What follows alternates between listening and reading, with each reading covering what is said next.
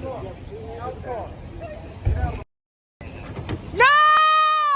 No! Shame! Shame! Oh my God! What the What the You just what the did you do?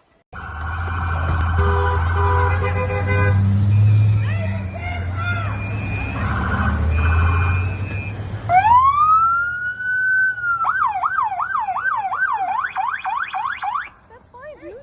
I'm not mad at you. Show your face. I'm not mad at you. That's okay. We don't change our plates every morning, just so you know. It'll be the same plate when you come talk to us later. That's fine. U.S. citizen, former fucking president. You want to come at us? You want to come at us?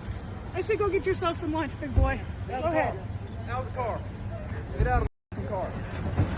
Get out of the All right, car. take your lunch. Whoa!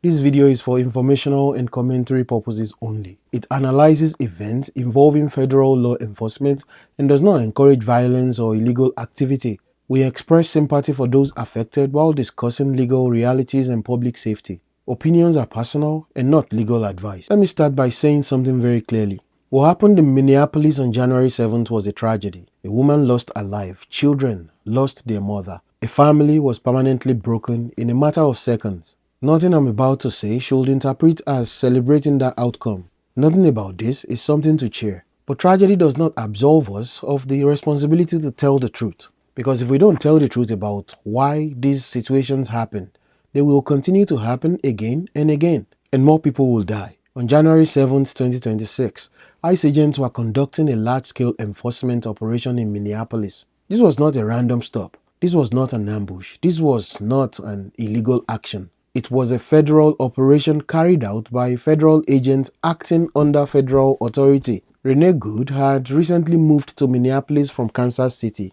According to her family, she had dropped her 6-year-old son off at school and was driving home when she encountered the operation. At some point, her vehicle, a Honda Pilot, became positioned in a way that obstructed ICE vehicles.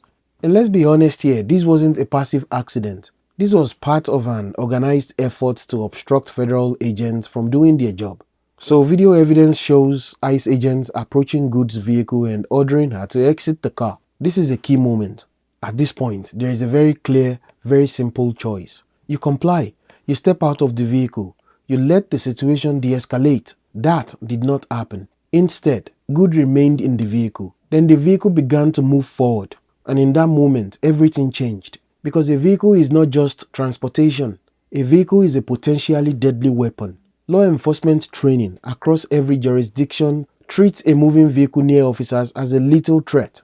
An ICE agent identified as Jonathan Ross was struck or nearly struck, and in response, he fired 3 shots. Renee Good was struck in the head and later pronounced dead at Hennepin County Medical Center. That is the sequence of events. Here is where many people struggle. They believe that acknowledging personal responsibility somehow means denying compassion. You can feel deep sympathy for Renee Good and her family while still telling the truth about the decision that led to her death. She did not deserve to die, but she did make a catastrophic decision. And refusing to acknowledge that does not honor her memory, it endangers others. I'm going to be blunt here. Obstructing federal law enforcement is one of the most dangerous things a civilian can do. Not because federal agents are evil, not because they are itching to shoot people, but because they operate in high-risk environments where milliseconds matter. Federal agents do not have the luxury of assuming good intentions when their physical safety is threatened. They are trained to react to perceived threats, not to pause and philosophize.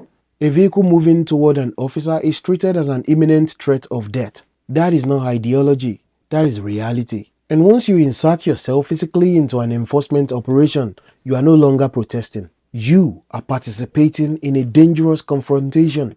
This is one of the most uncomfortable realities people refuse to face. Cars kill more people every year than firearms. Law enforcement agencies across the country explicitly train officers to treat vehicles as deadly force when used aggressively or unpredictably. Even slow movement can be fatal. Even hesitation can be deadly. Whether Renee Good intended to harm anyone is ultimately irrelevant to how the situation is assessed in real time. Perception equals reality in this moment, and once that perception crosses a certain threshold, force follows. Another deeply troubling aspect of this incident is the role played by encouragement from others. Video reportedly shows Good's wife encouraging her to drive baby drive. That encouragement mattered. It reinforced a decision that should never have been made.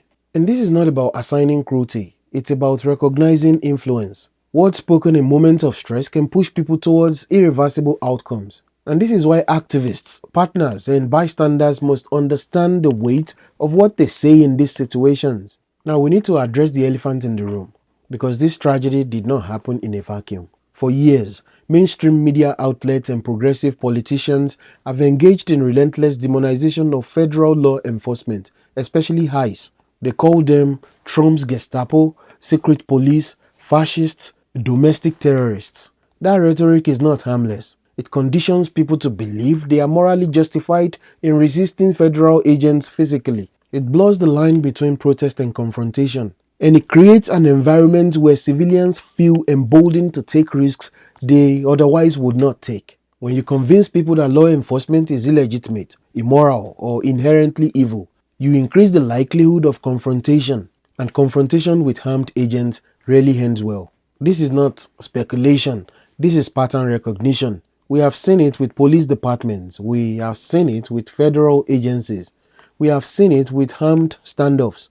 Language matters, narratives matter, and the people who spend years pouring gasoline on public distrust do not get to wash their hands of the consequences. To be clear, this does not mean ICE agents are beyond scrutiny.